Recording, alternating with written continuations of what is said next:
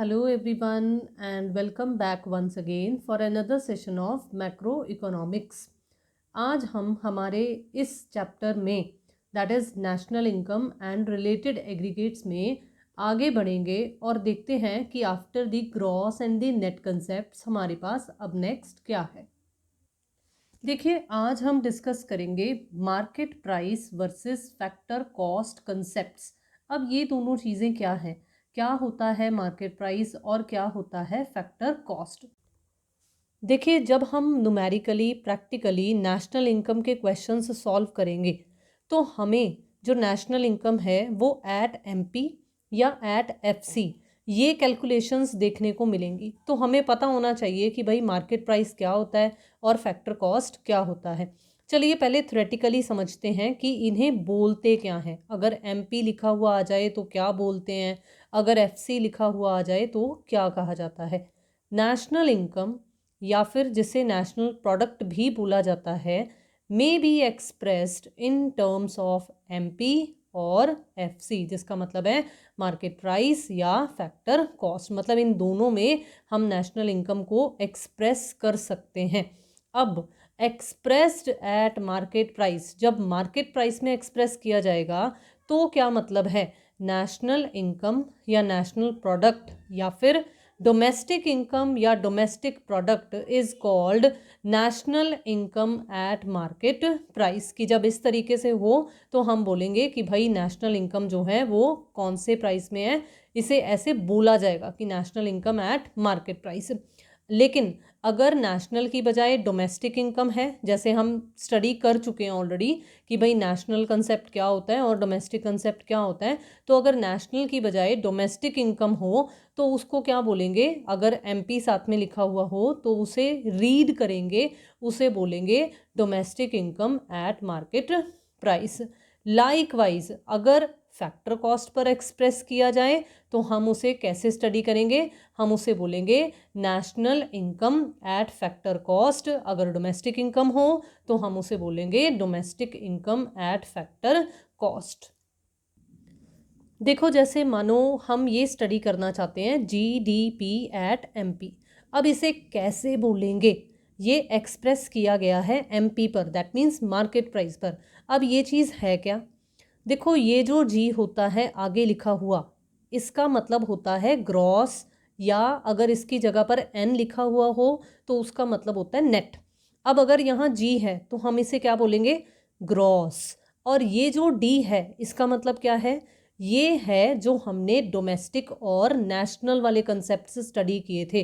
तो इसलिए ये पूरा का पूरा कंसेप्ट बन जाता है ग्रॉस डोमेस्टिक, पी से प्रोडक्ट, तो gross domestic product at market prizes.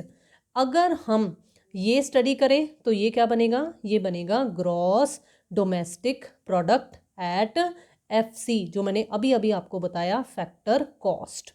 बिल्कुल इसी तरीके से अगर N D P at M P हो तो क्या होगा, देखो मैंने कुछ नहीं किया, मैंने यहाँ जो ये जी था इसको किस में कन्वर्ट कर दिया, एन में कन्वर्ट कर दिया। तो अगर मैं इसे बोलूँ तो मैं इसे कैसे बोलूँगी, क्या बोलूँगी, मैं बोलूँगी net domestic product at market prices. बिल्कुल इसी तरीके से net domestic product at factor cost. अगर मैं यहाँ बात करूँ तो ये है ग्रॉस। अब देखो मैंने डी को किस में चेंज किया, एन, डोमेस्टिक था और यहाँ क्या आ गया, नेशनल, तो है gross national product at market prices. और अगर मैं ये बात करूँ N N P at F C, जिसे हम आगे चलकर पढ़ेंगे कि भाई यही हमारी एक्चुअल में नेशनल इनकम बोली जाती होती है, तो ये होगी net national product at factor cost. अब देखो जितने सेशंस हमने अर्लियर स्टडी किए हैं हम ये समझ चुके हैं कि जो ग्रॉस होता है उसे नेट में कन्वर्ट करने के लिए हम उसमें से डेप्रीसिएशन, जिसे मैंने आपको क्या बताया था, cost of consumption of fixed capital, या सिंपली हमने बोला था कंजम्पशन ऑफ फिक्स्ड कैपिटल, इसे माइनस कर देंगे तो नेट में आ जाएगा। और हम डोमेस्टिक और नेशनल वाले कंसेप्ट से भी समझ चुके हैं कि भाई हमें क्या ट्रीट करना पड़ेगा, NFIA। अगर ये ट्रीट हो जाएगा तो हम नेशनल वाले कंसेप्ट पर पहुंच जाएंगे। अब बिल्कुल इसी तरीके से हमारे आज के सेशन में हमने ये समझना है कि ये MP क्या होता है, ये FC क्या होता है, किस तरीके से अगर हमें MP से FC पर पहुंचना है तो क्या करना पड़ेगा, या फिर अगर हमें बाई चांस कैलकुलेशंस ऐसी आती हैं कि हमें FC दिया हुआ है लेकिन हमें मार्केट प्राइसेस के अकॉर्डिंगली पूछा गया है नेशनल इनकम, तो हमें क्या चेंजेस करने पड़ेंगे। तो चलिए विदाउट वेस्टिंग एनी टाइम अब समझते हैं कि मार्केट प्राइसेस में क्या है और फैक्टर कॉस्ट में क्या है। देखो, थ्योरेटिकली आपको मैं कुछ भी पढ़ाऊँ उससे पहले ना हम ये दो कंसेप्ट्स एक बार बहुत अच्छे से समझ लेते हैं, फिर हमें आसानी से थ्योरी पार्ट जो है वो समझ में आ जाएगा। हम जब भी कोई प्रोडक्ट मार्केट में परचेज़ करने जाते हैं, हम यूजुअली MRP ज़रूर देखते होते हैं कि भाई किसी भी प्रोडक्ट का MRP कितना है ना।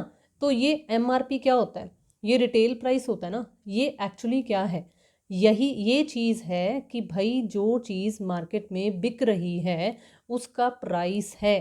तो ये हमारा MP है। मतलब जितने भी प्रोडक्ट्स मार्केट में बिक रहे होते हैं जिन पर हम MRP देखते होते हैं कि कितना है, वो एक्चुअली क्या है? वो मार्केट कॉस्ट है, मार्केट प्राइसेस हैं प्रोडक्ट्स के। अब जो मार्केट प्राइसेस होते हैं, ये जो MRP फिक्स किया जाता होता है, इसमें इन दो चीज़ों के इफ़ेक्ट्स होते हैं। एक तो इनडायरेक्ट टैक्सेस और एक सब्सिडीज़। वो और भी बहुत सारी चीज़ें होती हैं नो डाउट, लेकिन हम बात कर रहे हैं हमारी नेशनल इनकम के पॉइंट ऑफ व्यू से, MP और FC के पॉइंट ऑफ व्यू से। तो हम सिर्फ इन दो चीज़ों का कंसीडर करेंगे यहाँ पर। और देखो क्या बात है, मुद्दा ये है कि इनडायरेक्ट टैक्सेस और सब्सिडीज़ का असर MP में होता है। जो MRP एक प्रोड्यूसर अपने प्रोडक्ट का सेट करता होता है, वो टैक्सेस और सब्सिडीज़ का असर दिखाते हुए ही सेट करता है। अब अगर किसी प्रोड्यूसर को सरकार कोई सब्सिडी दे रही है, तो देखो सब्सिडीज़ क्या करती हैं? सब्सिडीज़ कॉस्ट ऑफ प्रोडक्शन को कम कर देती हैं। अगर कम कर देती हैं तो दैट मीन्स MRP को वो क्या कर रही हैं? रिड्यूस कर रही हैं। लेकिन ऑन दी अदर हैंड जो इनडायरेक्ट टैक्सेस होते हैं वो क्या करते हैं? अब जैसे वैट लगना या GST लगना, तो उसकी वजह से क्या होता है? उसकी वजह से जो MRP है वो इंक्रीज़ हो जाता है, वो रिड्यूस नहीं होता, वो बढ़ जाता है। तो MP में दैट मीन्स जो हमारी मार्केट प्राइस है उसमें हमें यही कंसेप्ट देखने को मिलेगा कि भाई उसमें इन दोनों का असर है। इनडायरेक्ट टैक्सेस ने MP को बढ़ा दिया है और सब्सिडीज़ ने MP को क्या किया हुआ है? रिड्यूस किया हुआ है। तो आपने सिर्फ एक ही कंसेप्ट दिमाग में रखना है कि जब भी हम MP से FC की तरफ जाएंगे तो हमें क्या करना है? हमें इन दोनों के इस इफ़ेक्ट को, इंक्रीज़ और रिडक्शन वाले इस कंसेप्ट को दूर करना है, इस इफ़ेक्ट को दूर करना है। तो इसलिए हमें क्या करना पड़ेगा? जो टैक्सेस ने प्राइस बढ़ाया हुआ है हमें उसे कम करना है। दैट मीन्स हम टैक्सेस को क्या करेंगे? माइनस कर देंगे। सब्सिडीज़ जिन्होंने प्राइस को कम किया है, हम क्या करेंगे? हम उन्हें ऐड कर देंगे। तो सिर्फ एक ये कंसेप्ट है कि हमें क्या करना है? MP में से टैक्सेस को, टैक्सेस भी कौन से हैं? इनडायरेक्ट टैक्सेस को हमने माइनस कर देना है और सब्सिडीज़ को हमने ऐड कर देना है। जब हम ऐसा करेंगे तो हम कहाँ पहुँच जाएंगे? फैक्टर कॉस्ट पर पहुँच जाएंगे। ऑन दी अदर हैंड अगर फैक्टर कॉस्ट से MP पर जाना हो तो ऑपोजिट कर देना है। दैट मीन्स इनडायरेक्ट टैक्सेस को ऐड कर देना है और सब्सिडीज़ को माइनस कर देना है। अब जब आप प्रैक्टिकली या थ्योरेटिकली अभी भी समझोगे तो आपको ना नेट इनडायरेक्ट टैक्सेस ये एक कंसेप्ट देखने को मिलेगा। देखो अब ये NIT दैट मीन्स ये जो नेट इनडायरेक्ट टैक्सेस है ये क्या होता है। कई बार जब आप प्रैक्टिकल क्वेश्चंस देखोगे तब आपको ऐसा कुछ लिखा हुआ होगा कि जो भी नेशनल इनकम या डोमेस्टिक इनकम आपको यहाँ दे रखी है उसे अगर MP में एक्सप्रेस किया हुआ है उसमें से आपको ये भी लिखा हुआ आएगा एक फॉर्मूला कि NIT that is net indirect taxes अगर माइनस कर दो तो हम FC पर पहुँच जाएंगे।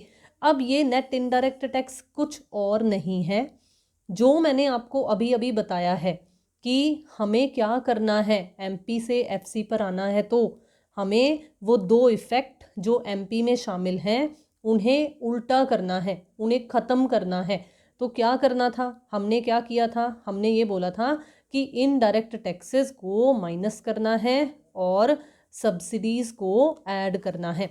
यही जो चीज़ है, देखो अगर यहाँ माइनस का साइन है और अगर आप इन्हें इन दोनों को यहाँ लिखोगे तो देखो साइन चेंज हो जाते हैं ना, मैथ्स में जैसे आपने किया था कि भाई बाहर अगर माइनस का साइन हो तो अंदर साइन चेंज हो जाते हैं। ये इनडायरेक्ट टैक्सेस प्लस माइनस की बजाय प्लस का हो जाएगा और सब्सिडीज़ प्लस की बजाय माइनस की हो जाएंगी। तो इन शॉर्ट जो ये नेट इनडायरेक्ट टैक्सेस है ना ये कुछ और नहीं है, ये इनडायरेक्ट टैक्सेस माइनस सब्सिडीज़ हैं।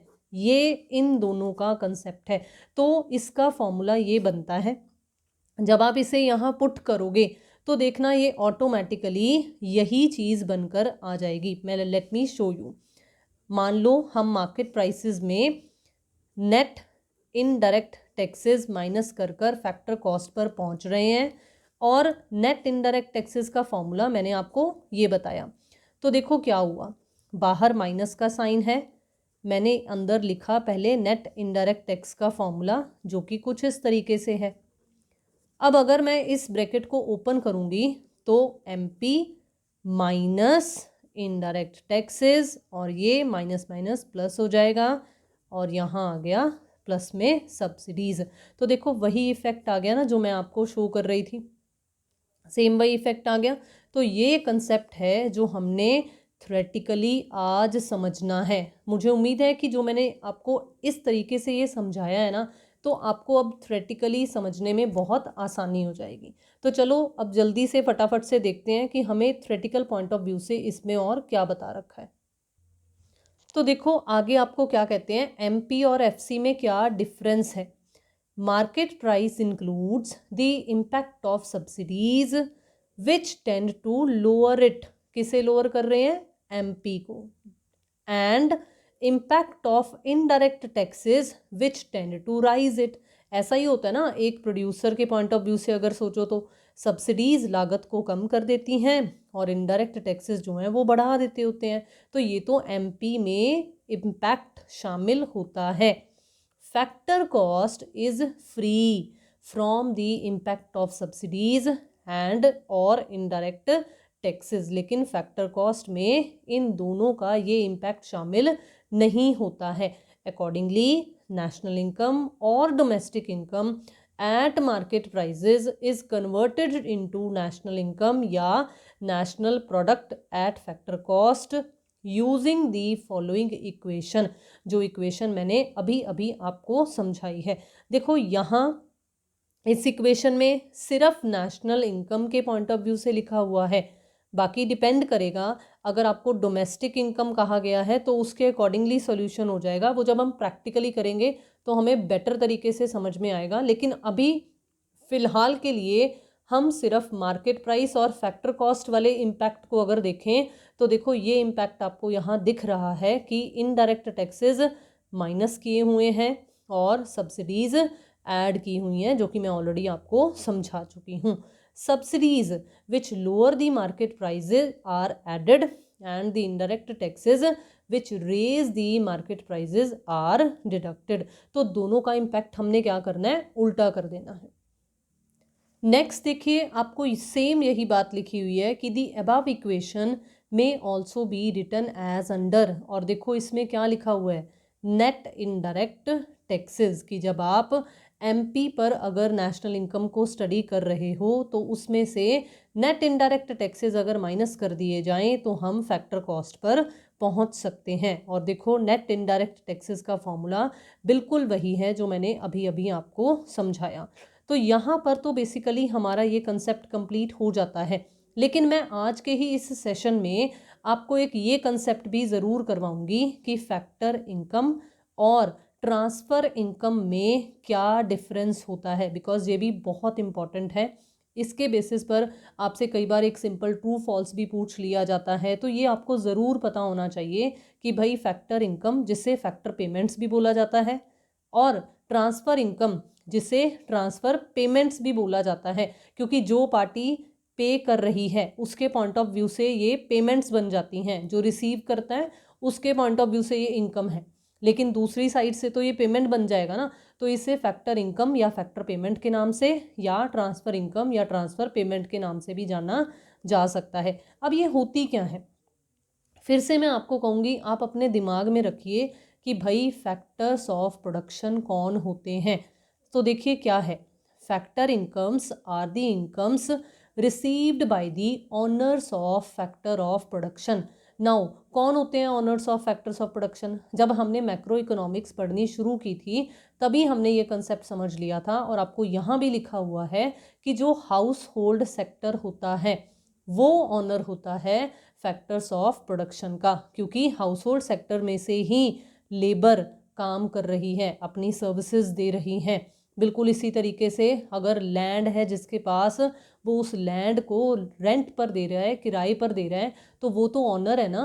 तो इसलिए जितने भी हमारे लैंड, लेबर, कैपिटल, एंटरप्रेन्योर हैं, ये सब ऑनर हैं फैक्टर्स ऑफ प्रोडक्शन के, और ये सब किस में कवर किए जाते हैं?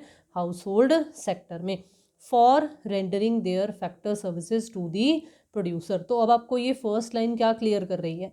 ये कह रही है कि जो फैक्टर इनकम है वो कुछ और नहीं, वो जो ऑनर हैं फैक्टर्स ऑफ प्रोडक्शन के, उनके द्वारा जो भी वो सर्विसेज रेंडर करते हैं प्रोड्यूसर्स को, उसके अगेंस्ट जो उन्हें इनकम रिसीव होती है उसे फैक्टर इनकम कहा जाता है। तो यहाँ क्या एक कंसेप्ट उभर कर आता है कि भाई फैक्टर इनकम आपको तभी मिलेगी जब आप बदले में कोई फैक्टर सर्विस दोगे।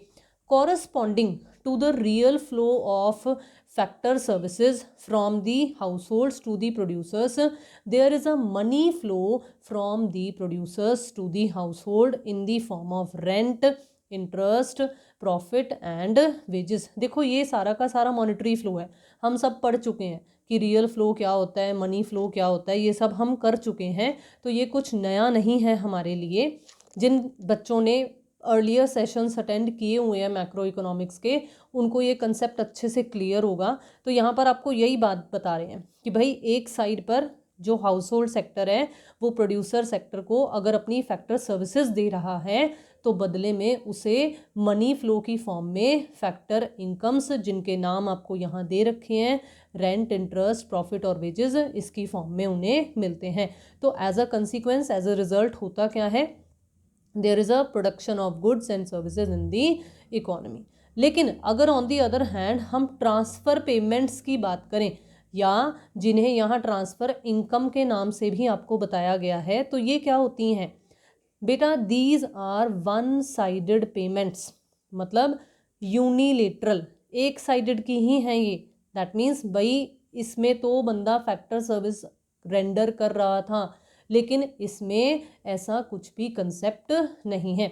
जैसे आपके घर में अगर कोई बड़े बुजुर्ग हैं जिनकी 60 ईयर से अबव एज हो या कुछ, तो आपने अगर सुना हो तो ओल्ड एज पेंशन नाम का एक कंसेप्ट है। तो ये क्या है? अब उसमें ये थोड़ी ना कि भाई जो 60 ईयर्स से अबव एज के हैं वो गवर्नमेंट के लिए कोई काम करते हैं, लेकिन फिर भी गवर्नमेंट उन्हें ओल्ड एज पेंशन दे रही है। तो वो क्या है? वो वन साइडेड पेमेंट है, इसलिए उसे ट्रांसफ़र पेमेंट के कंसेप्ट में कवर अप किया जाता है। दीज आर लाइक चैरिटी और grant from one sector to the other sector. एक सेक्टर के द्वारा दूसरे सेक्टर को ये चैरिटी दान की फॉर्म में या किसी ग्रांट की फॉर्म में पे किया जाता है।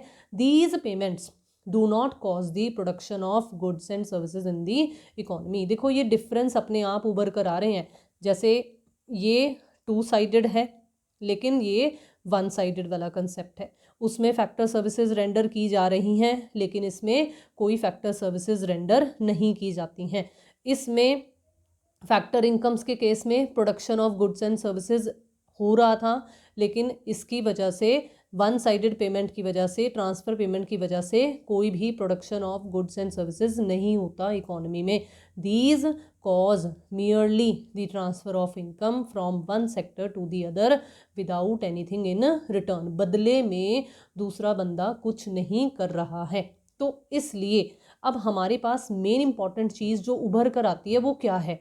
वो यही चीज़ है, it is important to note that only factor payments, जो कि रेंट है, इंटरेस्ट है, प्रॉफिट है, वेजेस हैं, these are included in the estimation of national income.